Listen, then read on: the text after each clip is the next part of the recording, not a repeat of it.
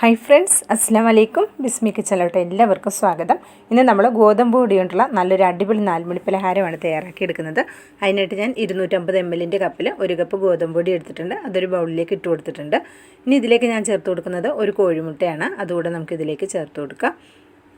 പിന്നെ നമ്മളിതിലേക്ക് ചേർത്ത് കൊടുക്കുന്നത് സവാളയാണ്. ഒരു മീഡിയം സൈസ് സവാള നീളത്തിലൊന്ന് കട്ട് ചെയ്തെടുത്തിട്ടുണ്ട്. അതുകൂടെ ചേർത്ത് കൊടുക്കാം. പിന്നെ ഒരു പച്ചമുളക് എടുത്തിട്ടുണ്ട്. എരിവ് നമ്മുടെ ടേസ്റ്റിനനുസരിച്ച് ചേർത്ത് കൊടുക്കാം. അതുപോലെ തന്നെ ഒരു ചെറിയ കഷ്ണം ഇഞ്ചി ചെറുതായിട്ട് കട്ട് ചെയ്തതും 2 തണ്ട് കറിവേപ്പില ചെറുതായിട്ട് കട്ട് ചെയ്തതും കൂടി ചേർത്ത് കൊടുത്തിട്ടുണ്ട്. ഇനി ഇതിലേക്ക് നമുക്ക് ആവശ്യത്തിനുള്ള ഉപ്പ് കൂടെ ചേർത്ത് കൊടുക്കാം. പിന്നെ ഇതിലേക്കൊരു 1/4 ടീസ്പൂൺ മഞ്ഞൾപ്പൊടി ചേർത്ത് കൊടുക്കുന്നുണ്ട്. പിന്നെ ഇതിലേക്ക് ചേർക്കുന്ന പൊടികൾ നമ്മൾ ചിക്കൻ മസാല മാത്രമാണ് ചേർത്ത് കൊടുക്കുന്നത്. ചിക്കൻ മസാല ഇല്ലെങ്കിൽ മീറ്റ് മസാലയും നമുക്ക് ഉപയോഗിക്കാവുന്നതാണ്. ഇത് 2 പൊടികളും ഇല്ലെങ്കിൽ നമുക്ക് മല്ലിപ്പൊടിയും മുളക് പൊടിയും ഗരം മസാലയൊക്കെ ചേർക്കാവുന്നതാണ്. പിന്നെ ഇതിലേക്ക് ഒരു 2 പിഞ്ച് അപ്പസോഡ കൂടെ ചേർത്ത് കൊടുക്കാം. ചേർത്ത് കൊടുത്തതിന് ശേഷം നന്നായിട്ടൊന്ന് മിക്സ് ചെയ്തെടുക്കുക. എന്നിട്ട് നമുക്കിതിലേക്ക് ആവശ്യത്തിനുള്ള കുറച്ച് വെള്ളം ഒഴിച്ചിട്ട് നന്നായിട്ട് ഇതൊന്ന് മിക്സ് ചെയ്തെടുക്കാം. ഒരുപാട് ടൈറ്റും അല്ല ഒരുപാട് ലൂസും അല്ലാത്ത രീതിയിൽ വേണം നമ്മൾ മിക്സ് ചെയ്തെടുക്കാനായിട്ട്. വെള്ളത്തിൻ്റെ അളവ് ഞാൻ പറയുന്നില്ല, നമ്മൾ എടുക്കുന്ന ഗോതമ്പ് പൊടിയെ ഡിപ്പെൻഡ് ചെയ്തിട്ടാണ് വെള്ളത്തിൻ്റെ അളവ് വരിക. അപ്പോൾ ഇത് കലക്കിയതിന് ശേഷം ഇതിൻ്റെ കൺസിസ്റ്റൻസി ഞാൻ കാണിച്ചു തരാം.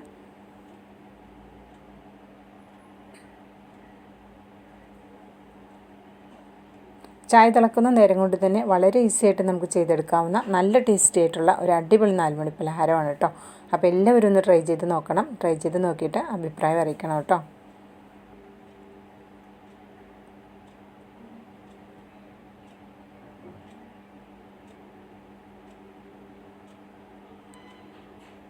ഇപ്പം ഞാൻ നന്നായിട്ടൊന്ന് മിക്സ് ചെയ്തെടുത്തിട്ടുണ്ട്. ഞാനൊരു 2 സ്പൂൺ വെള്ളം കൂടെ ഒഴിച്ചു കൊടുത്തിട്ടുണ്ട്. നമ്മൾ 1 കപ്പ് വെള്ളം എടുത്തതിൽ 2 സ്പൂൺ വെള്ളം ബാക്കി വന്നിട്ടുണ്ട്. അത്രയും മതി.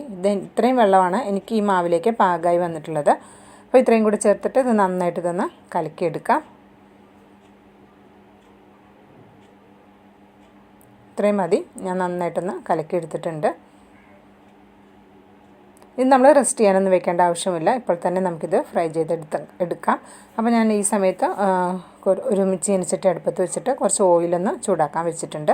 അപ്പോൾ ഓയിൽ അത്യാവശ്യം നന്നായിട്ട് ചൂടായി വരുന്ന സമയത്ത് ഇതിലേക്ക് നമുക്ക് ഹൈ ഫ്ലെയിമിൽ വെച്ച് ചൂടാക്കുക. അതിനുശേഷം നമ്മളിതിടുന്ന സമയത്ത് ഒരു മീഡിയം ഫ്ലെയിമിൽ വെച്ചാൽ മതി. അതിനുശേഷം നമുക്കിത് ഫ്രൈ ചെയ്തെടുക്കാം. കുറച്ചായിട്ട് കോരിയിട്ടാൽ മതി. ഒരുപാട് കട്ടിയിൽ കോരിയിടണ്ട.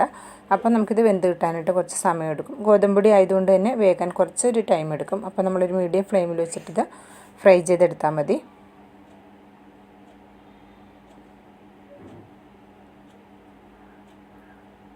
അപ്പസോഡ ചേർത്ത് കൊടുത്തത് അത്യാവശ്യം നല്ല സോഫ്റ്റായിട്ട് നന്നായിട്ടൊന്ന് പൊങ്ങി വരാൻ വേണ്ടിയിട്ടാണ്. മുട്ട ചേർത്തതുകൊണ്ട് അപ്പസോഡ ചേർത്തില്ലെങ്കിലും കുഴപ്പമില്ല. അപ്പസോഡ ഉപയോഗിക്കാത്തവർക്ക് അത് ചേർക്കണമെന്നില്ല, മുട്ട ആയാലും മതി. അപ്പോൾ കുറച്ചുകൂടി ഒരു സോഫ്റ്റ് കിട്ടാൻ വേണ്ടിയിട്ടാണ് നമ്മൾ ഇതിലേക്ക് അപ്പസോഡ അഥവാ സോഡാപ്പൊടി ചേർത്ത് കൊടുത്തിട്ടുള്ളത്. അപ്പോൾ ഒരു ഭാഗം ആകുന്ന സമയത്ത് നമുക്കിതൊന്ന് മറിച്ചിട്ട് കൊടുക്കാം.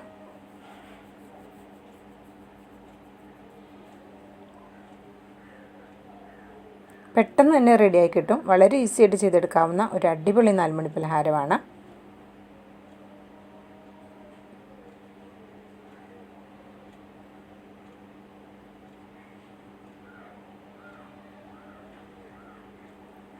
അപ്പോൾ ഇത് 2 ഭാഗവും ആയി വന്നിട്ടുണ്ട്. അപ്പം നമുക്കിതൊരു ഒരു പാത്രത്തിലേക്ക് മാറ്റി കൊടുക്കാം. ഇതേപോലെ നമുക്ക് ബാക്കിയുള്ളതും റെഡിയാക്കി എടുക്കാം. അപ്പോൾ ഇത്രേ ഉള്ളൂ. വളരെ ഈസി ആയിട്ട് ചെയ്തെടുക്കാവുന്ന ഈ ഒരു അടിപൊളി 4 മണി പലഹാരം എല്ലാവരും ട്രൈ ചെയ്ത് നോക്കി അഭിപ്രായം അറിയിക്കണം. ലൈക്കും ചെയ്യണം. ബിസ്മി കിച്ചൺ എന്ന യൂട്യൂബ് ചാനൽ സബ്സ്ക്രൈബ് ചെയ്താൽ കാണുന്ന എൻ്റെ എല്ലാ പ്രിയ കൂട്ടുകാരും സബ്സ്ക്രൈബ് ചെയ്ത് ബെല്ലൈക്കൺ എനേബിൾ ചെയ്ത് വെക്കാൻ മറക്കരുത്. ഇൻഷാ അല്ലാഹ് അടുത്ത